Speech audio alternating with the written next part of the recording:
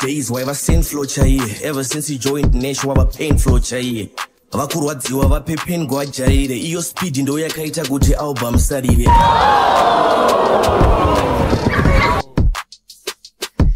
Amunafunda baba.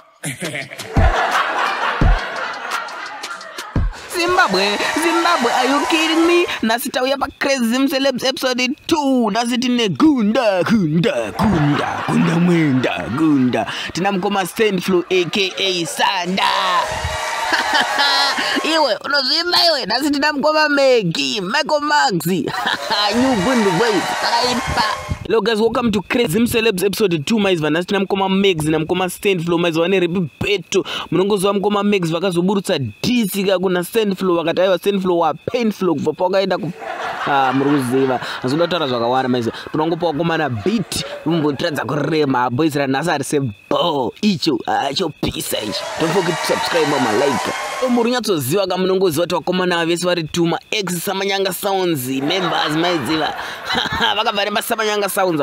Saka toda kumboona kuti roko ramujaya ranyanya kutambira kupstereka rakanyanya kurerekera kunani kuna Magz here kana kuna SaintFloew. Samuona chika guys. Hey, don't forget to subscribe mama like maiziva. So DJ, give it to me.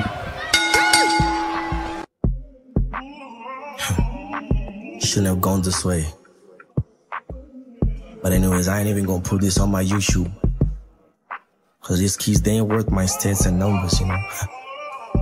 I'm just gonna keep it on Instagram. Alright, yeah.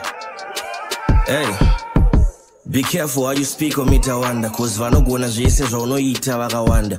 Mamwe ma-statements taurai makawanda. Isumbiredo yakanetsa kubva pano kubata gwanda kuti vakomana vaende vehondo Boy baba, let me tell you can't catch a uri bipolar.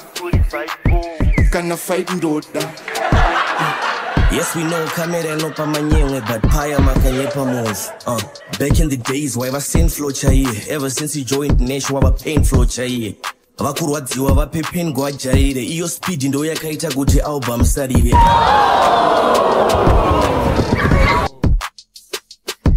Amunafunda baba.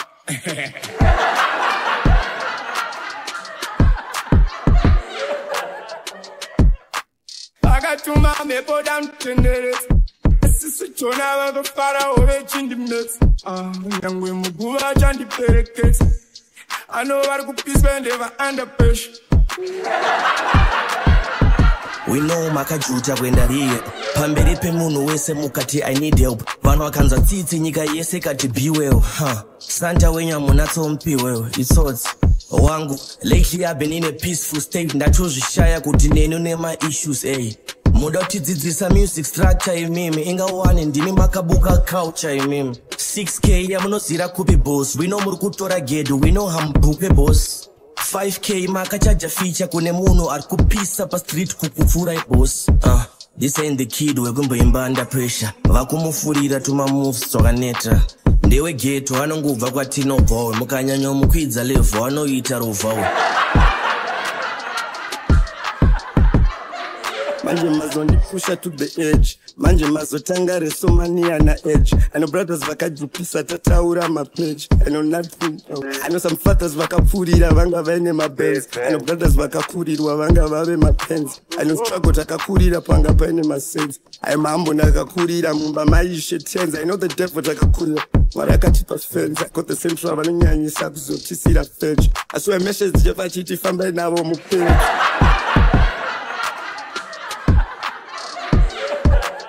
Iyo masteng aimboda zvemajerikeni. Kufoseredza lifestyle yema-American.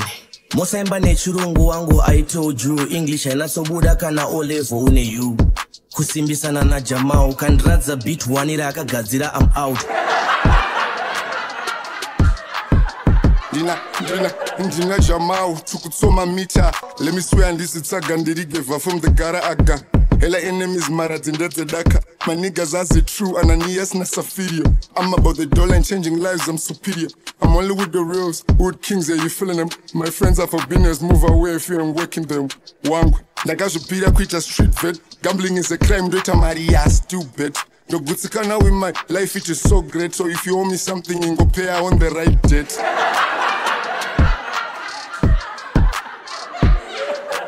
tozvitaura here zvamakanatsobvira samanyanga sounds pamakabva ipapo zvinhu zvakadzika down. I'm the only one akabva ikoko akaramba achipisa murounds.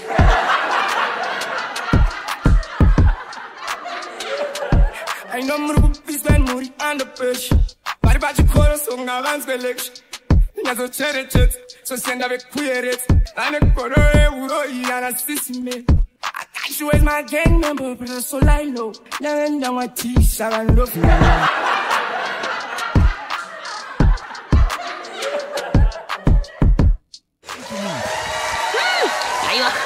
Baba ni nyaya hapa.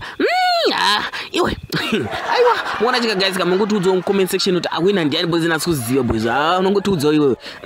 Mngona chika guys isusu namba dzedu dziri padzasa maize. Ikoda so troma music videos manyama waizo music marketing waizo ni music covers. Boys andikunyebera. Aiwa.